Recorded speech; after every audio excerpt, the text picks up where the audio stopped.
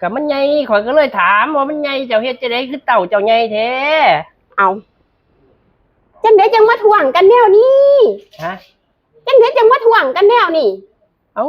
ของเมียข่อยมันบ่ใหญ่แม่ของเจ้าคือใหญ่แท้แม่เต่าแม่เสี่ยวมันสิอยู่เฮือนบ่วะมื้อนี้คือเป็นแดดครึมๆมันสิอยู่เฮือนบ่นอว่าสิไปเล่นน้ำมันหาแนวไปตอนมันจะข้าวนี่นะโอ้ย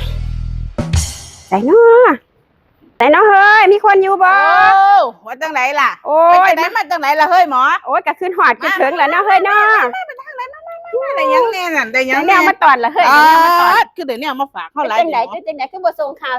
จังคือก็อยู่ไปจังสันละเฮ้ยโทรศัพท์พังแล้วบ่ได้โทรหาจักเทื่อเอานางถาเอาน้ำมาให้กินก่อนน้ำมาให้กินก่อนบ่ติดต่อเฮาจังเทื่อเฮาเราขึ้นหอด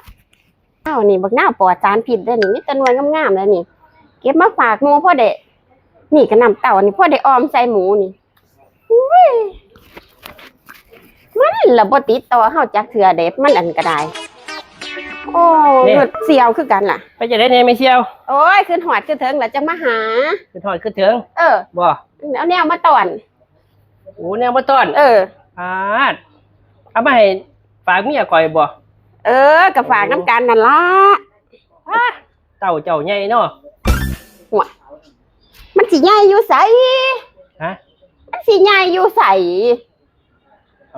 ก็มันใหญ่แหมมันบ่ได้ใหญ่เจ้ามาถ่วงอีหยังจังสิก็มันใหญ่ข่อยก็เลยถามว่ามันใหญ่เจ้าเฮ็ดจะได้คือเต่าเจ้าใหญ่แท้เอาจังได๋จังมาถ่วงกันแนวนี้ฮะจังได๋จังมาถ่วงกันแนวนี้เอาของเมียข่อยมันบ่ใหญ่แหมของเจ้าคือใหญ่แท้แหมเต่าแหมโอ้ยเว้าเดี๋ยวนี้ก็สิปากมีสีแล้วเด้อบัดนี้เด้อ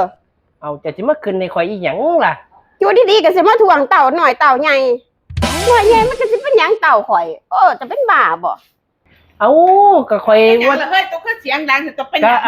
ก็ว่าเต่าเจ้ามันใหญ่นั่นเต่าของเมียข่อยมันน้อย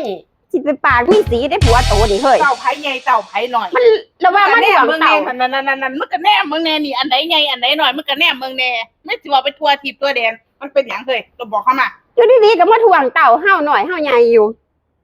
โอ้นั่นคือบ่ดีถึงไปถ่วงเขาไม่เสียวเฮ็ดหยังอุ้ยเท่านี้กระท่วงตัว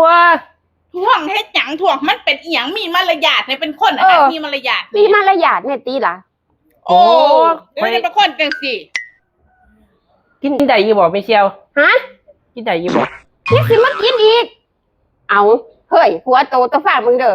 กินได้สิว่าสิมากินเต่าห่าวปานนี้โอ้บักอันนี้บ่แม่นนี่แม่ข่อยอันสิเอาไปลวกเฮ็ดกินเลยเดี๋ยวนี้บ่นี่แม่